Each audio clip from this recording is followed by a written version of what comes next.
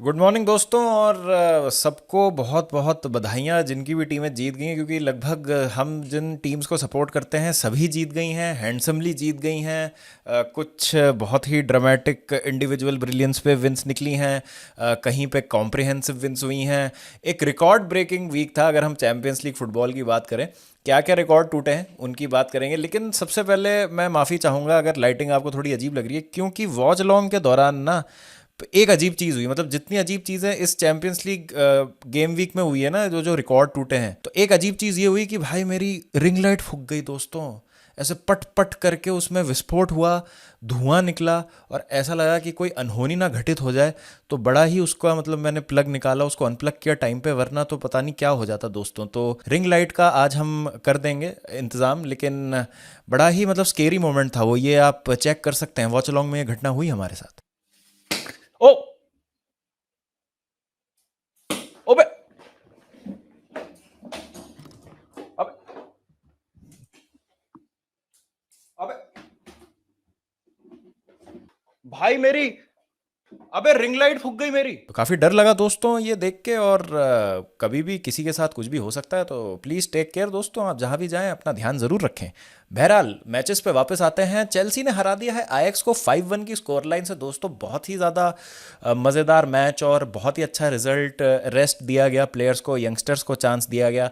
Liverpool ने भी हरा दिया है फ्रैंकफर्ट को 5-1 से, और a moment of brilliance from Vinicius junior, जिसका मतलब ये होता है कि रियल मैड्रिड भी अपने 3 में से 3 मैच जीत गए हैं और उन्होंने यूवेंटस को 1-0 से हरा दिया है। एक टाइट मैच, एक टफ मैच। तो सबसे पहले चेल्सी की बात करते हैं। अब चेल्सी के मैच की बात करते हैं तो लाइनअप आई, तो लाइनअप में मुझे बस एक सरप्राइज ये लगा कि यॉर्गेंसन को क्यों स्टार्ट दिया गया सैंचेज की जगह, क्योंकि मतलब मुझे यॉर्गेंसन पे बहुत ज़्यादा भरोसा है नहीं। एक ऐसा मैच है देयर फॉर द टेकिंग। आयक्स स्ट्रगल कर रहे हैं, क्वालिटी में बहुत ज़्यादा फ़र्क है आयक्स के प्लेयर्स में, चेल्सी के प्लेयर्स में। वो वाली आयक्स नहीं है जो आके बड़े बड़े हैवी वेट्स को परेशान कर देती थी। ख़राब चल रहा है उनका मामला। This game is there for the taking, हमारे होम पे भी है, तो यहाँ पे हमको कोताही नहीं बरतनी चाहिए किसी भी तरीके की। जॉर्गिनसन को जब मैंने देखा ना गोल में, तो वहाँ पे थोड़ा सा मुझे डाउट हो रहा था कि यार क्या होगा क्या नहीं होगा। Otherwise I think the lineup was spot on. Back line में हमने जिस तरीके से प्लेयर्स को फिट किया, आपने कुकुरेया को रेस्ट दे दिया, आपने रीस जेम्स को रेस्ट दे दिया, आपने चिम्पोंग को नहीं स्टार्ट कराया, बहुत अच्छा डिसीजन था, क्योंकि इन प्लेयर्स को आपको चाहिए पूरी फिटनेस पे।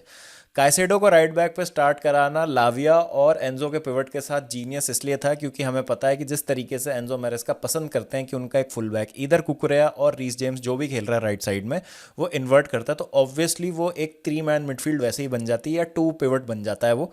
तो काइसेडो की स्टार्टिंग पोजीशन राइट बैक थी, बट हमें पता था कि वो लाविया के साथ मिडफील्ड में ही खेलेंगे, जिससे एंजो को फ्रीडम मिलती है आगे जाकर डैमेज करने की।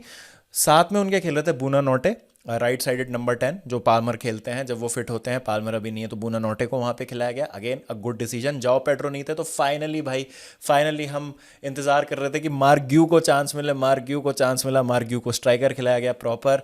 राइट में एस्तेवो पेड्रो नेटो को रेस्ट मिला, बहुत अच्छा। जेमी गिटन्स को एक स्टार्ट दिया गया, उन पर भरोसा दिखाया गया। तो एक काफ़ी यंग और इनएक्सपीरियंस फ्रंट लाइन है। आप ये देख रहे हैं जो फ्रंट फोर है, जेमी गिटन्स लेफ्ट में, एस्तेवा राइट में, आगे मार्क ग्यू, पीछे बूना नोट है। तो लोगों को देख के लग रहा है भाई ये क्या है, ये हल्के में ले लिया क्या मरेस्का ने आयक्स को, क्या कर रहे हैं क्या नहीं कर रहे हैं। लेकिन जिस तरीके से गेम शुरू हुआ और हम सेटल हुए, आयक्स लो ब्लॉक में बैठी हुई थी, एक ही उनका अप्रोच था कि भाई काउंटर पे इनको मारना है, इनकी बॉल छीन के इनकी बैक लाइन बाईपास करनी, जो कर भी दी थी उन्होंने 1-2 बार, बट ऐसा कोई चांस उन्होंने क्रिएट नहीं किया। 16वें मिनट में उनको रेड कार्ड मिल गया, और रेड कार्ड का ट्रेडिशन जारी है दोस्तों। चेल्सी को आज रेड कार्ड नहीं मिला, लेकिन चेल्सी के मैच में रेड कार्ड जरूर आपको देखने को मिलेगा, तो उस लिहाज से आप कह सकते हैं कि ये स्ट्रीक जारी है, ठीक है ना। और रेड कार्ड तो हो गई चेल्सी के मैच में, और एक लकी चार्म सा बन गया है 2 मैचेस हारने के बाद ही रेड कार्ड मिलना। तो एक बहुत इंपॉर्टेंट मोमेंट था वो मैच में, जहाँ पे रेड कार्ड मिला आयक्स को, तो बिल्कुल मतलब उनके खुल गया डिफेंस जैसे। और उसी सेट पीस से जहाँ पे वो फाउल हुआ, मार्ग्यू ने अपना गोल स्कोर किया। बहुत ही ज़बरदस्त मतलब लगा देख के, अच्छा लगा कि भाई मार्ग्यू को स्टार्ट मिला और उन्होंने वो गोल स्कोर किया। बहुत ही अच्छा एक सेट पीस रूटीन वहाँ होता है। उसके बाद काइसेडो गोल स्कोर कर देते हैं, डिफ्लेक्टेड होता है वहाँ पे, और ऐसा लगता है कि भाई अब ये एक वॉक इन द पार्क है, 3-4 चेल्सी गोल मारेगी और सब सही हो जाएगा। बट वही हमारी आदत, खुद का काम खराब करने की। टोसिन से फाउल हो जाता है वहाँ पे। जॉर्गिनसन पेनल्टी बचा सकते थे, वेगोस्ट की गैस भी सही डायरेक्शन कर लिया, डाइव भी सही मारी, लेकिन बॉल के ऊपर मार दी। घटिया पेनल्टी थी, लेकिन वो डाइव उससे भी ज़्यादा बेकार थी। तो उसके अलावा आयक्स का कोई और चांस नहीं बना पूरे मैच में। 2 पेनल्टी मिल गई एडिट टाइम में 2 मिनट में। तो एंजो ने पहली पेनल्टी स्कोर की और दूसरी फिर एस्तेवाओ ने पेनल्टी जीती और एक बहुत अच्छा जेस्चर की एस्तेवाओ को पेनल्टी दी एंजो ने। और आपको याद हो 2 सीज़न पहले जब एवर्टन के अगेंस्ट हम 6-0 जीते थे, वहाँ पे एक पेनल्टी मिली थी 3 गोल के बाद। तो मदुएके और जैक्सन लड़ लिए थे आपस में कि कौन पेनल्टी लेगा, फिर गैलेगर ने इंटरवीन किया था और पामर को पेनल्टी दी थी। तो वहाँ से हम इतना ज़्यादा ग्रो कर गए हैं as a team, as a group of players कि भाई टीम स्पिरिट बहुत इंपॉर्टेंट लगती है। और एंजो को देख के बहुत अच्छा लगता है भाई। एंजो की तारीफ नहीं हो रही है दोस्तों, एंजो ने 2025 कैलेंडर ईयर में 20 गोल कॉन्ट्रीब्यूशंस दे दिए हैं और जिसमें से आई थिंक 10 गोल कॉन्ट्रीब्यूशन उनके लास्ट 21 मैचेस में आए, यानी हर ऑल्टरनेट मैच में एंजो फर्नांडिस का एक गोल कॉन्ट्रीब्यूशन आ रहा है। भाई बहुत ज़्यादा ज़बरदस्त फॉर्म में चल रहे हैं एंजो, क्रेडिट उनको मिलना चाहिए। इंजरी से बाहर थे, आए, लीडरशिप दिखाई, एक हाफ खेले, एक गोल स्कोर किया, पेनल्टी जिताई, चले गए भाई। बहुत अच्छा मतलब एंजो का फर्स्ट हाफ रहा। और सभी प्लेयर्स का मैं कहूँगा जो भी आज खेले, गिटन्स को मैन ऑफ द मैच मिला। गिटन्स का गेम बहुत अच्छा था, हाटो का गेम बहुत अच्छा था। सेकेंड हाफ में जैसे ही गोल स्कोर किया तारिक जॉर्ज ने, बहुत अच्छे सब्सटीट्यूट्स किए मरेस्का ने, सबके मिनट्स मैनेज कर लिए, यंगस्टर्स डाल दिए सारे, अचेम्पोंग को डाल दिया, रेजी वॉल्श को डाल दिया, तारिक जॉर्ज को डाल दिया, सब मतलब यंगस्टर्स खेल लिए। जिनको आपको खिलाना था उनको आपने खिला दिया, जिनको आपको रेस्ट देना है, प्रीमियर लीग में मैच है संदरलैंड से, उसके हिसाब से आपने उनको रेस्ट भी दे दिया। जेम्स को रेस्ट मिल गया, कैसेडो को सिर्फ 45 मिनट आपने यूज़ किया, इतना हाई इंटेंसिटी मैच भी नहीं था। एंजो को भी रेस्ट आपने प्रॉपर दे दिया। जाओ पेड्रो को आपने मतलब खिलाने की आपको ज़रूरत नहीं थी क्योंकि वो सस्पेंडेड थे, तो वो भी फ्रेश होंगे, कोई प्रॉब्लम नहीं है। तो बहुत अच्छे से पूरा मैनेज किया एंजो मरेस्का ने और बड़ा मज़ा आ रहा था देख के जिस तरीके से सेकंड हाफ में बच्चे खेल रहे थे। और हिस्ट्री ऐसे बनी दोस्तों आज कि लमीन यमाल कल जब ओलंपियाकोस के अगेंस्ट उन्होंने पेनल्टी स्कोर की तो यंगेस्ट पेनल्टी स्कोरर बन गए थे वो चैंपियंस लीग हिस्ट्री में। एस्तेवाओ ने वो रिकॉर्ड आज तोड़ दिया, वो बन गए हैं youngest penalty taker in the Champions League history और youngest goal scorer for Chelsea in a Champions League match, जिसका रिकॉर्ड मार्क ग्यू ने तोड़ा था जब उन्होंने अपना पहला गोल स्कोर किया था इसी मैच में, जब उन्होंने गोल स्कोर करके रीस जेम्स का रिकॉर्ड तोड़ा था to become the youngest player to score a goal for Chelsea. और रीस जेम्स ने भी कोइंसिडेंटली ये फीट हासिल किया था आयक्स के अगेंस्ट ही स्टैमफर्ड ब्रिज में ही, जब वो क्रेजी 4-4 वाला ड्रॉ हुआ था 2019 में। वहाँ पे रीस जेम्स ने जब गोल स्कोर किया था तो वो उस टाइम चेल्सी के यंगेस्ट गोल स्कोरर थे चैंपियंस लीग में और ये रिकॉर्ड 6 साल तक बरकरार रहा, जिसको पहले मार्क ग्यू ने तोड़ा, फिर उसके बाद एस्तेवाओ ने तोड़ा और फिर जब तारिक जॉर्ज ने भी गोल स्कोर किया तो मार्क ग्यू 19 साल, तारिक जॉर्ज 19 साल, एस्तेवाओ 18 साल। तो चेल्सी चैंपियंस लीग की हिस्ट्री में पहली टीम बनी जिसके लिए 3 टीनेजर्स ने सेम मैच में गोल स्कोर किया है। तो काफ़ी रिकॉर्ड ब्रेकिंग चीज़ हुई आज के मैच में और बहुत इंप्रेसिव परफॉर्मेंस चेल्सी की। मैनेजर का गेम 10 आउट ऑफ 10, जो प्लेयर्स खेले सब 10 आउट ऑफ 10 और इंजरी से बच गए हम, किसी को कोई मेजर इंजरी नहीं हुई, कुछ भी नहीं हुआ। मिनट्स बहुत अच्छे से मैनेज हो गए। 3 बहुत इंपॉर्टेंट पॉइंट। अब यहाँ पे रोने वाले लोग बोलेंगे कि और गोल मारते, गोल डिफरेंस इंप्रूव करते, कोई ज़रूरत नहीं है। आप अपने सारे मैच जीत जाइए। मैं तो कहता हूँ वर्स्ट केस सिनेरियो बारसा से हार जाओ, लेकिन आप अपने बाकी अटलांटा, नापोली, काराबाग, पाफोस, आप सबसे मैच जीत जाओ, आप टॉप 8 में आ जाओगे। आप 18 पॉइंट ले आओ 24 में से, आप टॉप 8 में आ जाओगे, मैं आपको बता रहा हूँ। तो गोल डिफरेंस वहां मैटर करेगा जहां आपके लाले पड़ रहे होंगे थोड़े से क्वालिफिकेशन के। तो इतना लालची नहीं होना चाहिए दोस्तों हमें ना। आज परफॉर्मेंस अच्छी थी, बच्चे खेल रहे थे। 5-1 अगर मैंने आपको कहा होता आप लोगे क्या, 4 गोल डिफरेंस आपका बेटर हो जाएगा आज के मैच के बाद, 99% लोगों ने इसको ले लिया होता। तो परफॉर्मेंस इतनी अच्छी थी ना सेकंड हाफ में और इतने हमने चांसेस मिस किए, तो आपको लग रहा होगा कि यार 2-3 गोल और हो जाते, 8 या 7 गोल हो जाते तो मजा आता, बट ऐसे नहीं होता है। 5-1 इज अ कॉम्प्रीहेंसिव विन। बहुत अच्छी मैनेजमेंट हुई है, इन गेम मैनेजमेंट बहुत अच्छी हुई है। और सबसे इंपॉर्टेंट बात यह है कि अब जो हम वीकेंड पे मैच खेलेंगे उसके लिए हमारे मेजॉरिटी प्लेयर्स फिट हैं। अब बात करते हैं एक और रिकॉर्ड ब्रेकिंग चीज़ की। लेनर्ट काल बायर्न म्यूनिख के लिए यंगेस्ट गोल स्कोरर बन गए हैं चैंपियंस लीग हिस्ट्री में, तो वहाँ पे भी उन्होंने रिकॉर्ड तोड़ा है और क्लब ब्रूज को 4-0 से हराया बायर्न म्यूनिख ने। तो मैं एक इंपॉर्टेंट चीज़ जिसकी मैं बात करना चाहता हूँ, अब हाई टाइम है कि हम इस प्लेयर को भी एक्नॉलेज करें as one of the greats of the game, क्योंकि इनको इनका ड्यू मिलता नहीं है, इनकी इतनी बात नहीं हो रही है और हमेशा इनको ऐसा देखा जाता है कि भाई ये तो अनफुलफिल्ड रह जाएगा इनका करियर। मैं बात कर रहा हूँ दोस्तों ऑब्वियसली हैरी केन की। 20 गोल मार दिए हैं 12 मैचेस में दोस्तों, और ये इनक्रेडिबल इसलिए है क्योंकि इससे पहले अगर हम बात करें तो लियोनल मेसी फास्टेस्ट 20 गोल उन्होंने 3 बार मारे हैं एक सीज़न में। 17 अपीयरेंसेज लगी थी उनको तीनों सीजन में 20 गोल मारने के लिए। यहीं अगर हम क्रिस्टियानो रोनाल्डो की बात करें तो फास्टेस्ट टू 20 गोल्स थे उनके 13 अपीयरेंसेज में 2014-15 सीजन में। इन दोनों महान प्लेयर्स का रिकॉर्ड तोड़ते हुए 20 गोल मार दिए in all competitions Harry Kane ने सिर्फ और सिर्फ 12 अपीयरेंसेज में। Harry Kane is on a roll दोस्तों, 12 मैचेस खेले हैं जिसमें से 11 में उन्होंने गोल मारे हैं, और जिस एक मैच में उन्होंने गोल नहीं मारा था उसमें 2 असिस्ट उन्होंने प्रोवाइड कराए हैं। मतलब लोग बात कर रहे हैं एम्बापे की, ऑब्वियसली एम्बापे का भी खतरनाक सीजन जा रहा है, 10 गोल ऑलरेडी वो ला लीगा में मार चुके हैं। Haaland is going berserk, but Harry Kane पे आप नज़र रखिए दोस्तों। मुझे ऐसा लगता है कि ये रेस जो है 3-वे रेस है, ये जो यूरोपियन गोल्डन शू की, ये आई थिंक हैरी केन जीत सकते हैं जिस स्पीड से वो जा रहे हैं। अनबिलीवेबल है ये। हालैंड और एम्बापे की लोग बात करेंगे लेकिन हैरी केन का जिक्र नहीं होगा क्योंकि शायद वो बुंदेसलीगा में खेलते हैं, बायर्न म्यूनिख के लिए खेलते हैं। बायर्न के किसी प्लेयर को बैलन डोर जीतने के लिए आई थिंक ट्रेबल या मिनिमम लीग के साथ चैंपियंस लीग तो जीतनी ही पड़ेगी।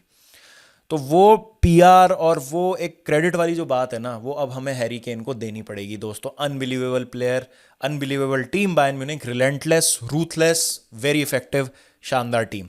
उसके बाद तीसरी जो मैं बात करना चाहता हूँ वो है रियल मैड्रिड और यूवेंटस की। अब मैच तो मैंने अच्छे से देखा नहीं तो मैं आपको मैच के निटी ग्रिटीज तो बता नहीं सकता, लेकिन गोल मैंने ज़रूर देखा and it was all down to Vinicius junior.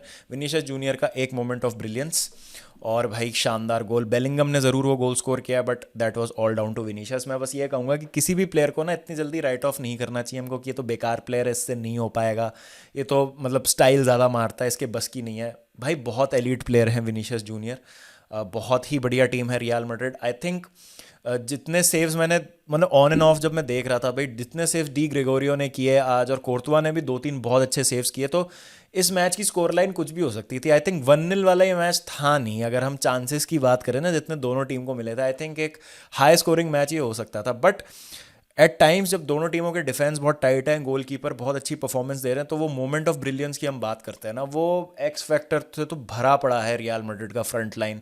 Vinicius, Rodrygo, Mbappe, Bellingham, Mastantuono, Arda Guler, Brahim Diaz, मतलब कोई भी आप प्लेयर उठा के देख लीजिए, ऑन अ गिवन डे भाई ये प्लेयर कुछ ना कुछ ऐसा जादू ही कर देगा। और ये चैंपियंस लीग है भाई, ये रियल मैड्रिड का अखाड़ा है, यहाँ पे इस तरीके के मोमेंट्स वो season in season out produce करते ही हैं। तो मैं बस यही कहूँगा कि this is what Vinicius junior is all about. मतलब वो किया ना 3 डिफेंडर्स को खा के ड्रिबल करके, जिस तरीके से लेफ्ट फुट से शॉट मारा, unlucky not to score the goal, but वहाँ पे बेलिंगम थे to score it, tap it home, और a brilliant win for Real Madrid. I think difficult game था, अच्छे से सी आउट किया लास्ट में यूवेंटस का जो थ्रेट था, और एक बहुत इंपॉर्टेंट 3 पॉइंट उन्होंने हासिल किए हैं। Finally moving on to Liverpool दोस्तों, लिवरपूल ने हरा दिया है फ्रैंकफर्ट को। वो तो मैच बिल्कुल भी नहीं देखा, पता नहीं, मैं सिर्फ स्कोर लाइन देख के बात कर रहा हूँ, लेकिन नैरेटिव के चलते बहुत इंपॉर्टेंट था लिवरपूल के लिए मैच जीतना, क्योंकि 4 मैच लगातार हार गए थे। तो ये मैच भी अगर हार जाते तो बहुत ज़्यादा दिक्कतें पैदा हो जाती, मुश्किलात फैल जाते, बहुत ज़्यादा रहता भाई, फैल जाता, समेटे ना समेटता। फ्लोरियन वर्ड्स के 2 असिस्ट आए हैं, उनके कॉन्फिडेंस के लिए बहुत ज़्यादा ज़रूरी था, और इम्पॉर्टेंट विन है लिवरपूल के लिए। यहाँ पे भी पहला गोल कंसीड करके खुद को नर्वी मोमेंट्स में पाया, लेकिन क्वालिटी इवेंचुअली केम थ्रू। और अगेन लिवरपूल के लिए मैं ये कहूँगा ग्रोइंग पेन्स हैं, नया सिस्टम सेटअप कर रहे हैं आर्ने स्लॉट, टाइम लगेगा थोड़ा सा, लेकिन टीम में इतना टैलेंट है, स्लॉट भी बहुत अच्छे मैनेजर है, ये टीम इवेंचुअली क्लिक करेगी। बट कहीं क्लिक करते करते लेट ना हो जाए, और ऐसा ना हो कि आप थोड़ा सा पीछे हो जाए रेस में कि आप वापस ना आ पाएँ। बट बहुत ही इंपॉर्टेंट विन ये लिवरपूल के लिए, उनके कॉन्फिडेंस के लिए, और लिवरपूल फैंस को थोड़ा सा वापस से कॉन्फिडेंस आया होगा, फील गुड फैक्टर वापस आया होगा। चेल्सी के लिए मैं एक चीज़ बोलना भूल गया, बस एंड में इस वीडियो के एंड करते हुए मैं बोलूँगा, मैं थोड़ा सरप्राइज था कि गर्नाचो को बिल्कुल मिनट्स नहीं मिले और 5 सब्सटीट्यूट पहले ही कर दिए। या तो गर्नाचो को प्रीमियर लीग वाले मैच में स्टार्ट कराएंगे अगेंस्ट सनदरलैंड, बट अगर जेमी गिटन्स ने एक man of the match performance दे दी है तो क्या आप उनके कॉन्फिडेंस पे बिल्ड करना चाहेंगे? क्योंकि गर्नाचो का इतना इंप्रेसिव नहीं रहा था जो नॉटिंघम फॉरेस्ट के अगेंस्ट फर्स्ट हाफ था, तो वहाँ पे क्या मतलब एक अपॉर्चुनिटी मिस हुई to just give Garnacho that confidence, but Gittens इतना अच्छा खेल रहे थे, तो वो भी एक फेयर चीज़ है कि आपको उनको रिवॉर्ड करना होगा विद फुल 90 मिनट्स। तो वो देखना होगा कि भाई उस चीज़ को आगे जाके मरेस्का कैसे मैनेज करते हैं। बाकी आपकी क्या राय है please do let me in the comment section. 70 से ज़्यादा गोल स्कोर हुए हैं दोस्तों, 70 से ज़्यादा गोल स्कोर हुए हैं इस पूरे गेम वीक में। स्पर्स और मोनाको का भी ड्रॉ हो गया है। बाकी अगर मैचेस की बात करें तो एथलेटिक क्लब गैलेटासराय जीत गए अपने मैचेस 3-1 रिस्पेक्टिवली। स्पोर्टिंग ने हरा दिया मार्से को, मार्से वर लीडिंग 1-0, स्पोर्टिंग ने कम बैक किया 2-1, वहाँ पे भी एक रेड कार्ड मिला। अटलांटा स्लाविया प्राहा 0-0 ड्रॉ रहा, और मोनाको टॉटनम भी हाई स्कोरिंग गेम वीक में दोस्तों ये मैच भी 0-0 ड्रॉ रहा। बाकी बायर्न ने हराया क्लब ब्रूज को 4-0, लिवरपूल जीत गई फ्रैंकफर्ट से 5-1। तो एक हाई स्कोरिंग गेम वीक जहाँ पे 72 गोल स्कोर हुए हैं टोटल लगभग, और बड़ा मज़ा आया, रिकॉर्ड ब्रेकिंग गेम वीक और मज़ेदार फुटबॉल दोस्तों। तो आपकी क्या राय है इन सब चीज़ों पे? Please do let me know in the comment section. Chelsea, real Madrid, Harry Kane, Bayern Munich, Liverpool, जो भी आपके थॉट्स हो बताइएगा। मिलता हूँ आपसे जल्दी, जब तक ध्यान रखिए अपना, लाइक कर दीजिए वीडियो को, चैनल सब्सक्राइब कर दीजिए, हाइप करना मत भूलिएगा दोस्तों। हाइप फीचर आ गया है नीचे वीडियो में, तो हाइप बटन पर ज़रूर क्लिक कीजिए अगर आपके लिए एक्टिव है वो तो।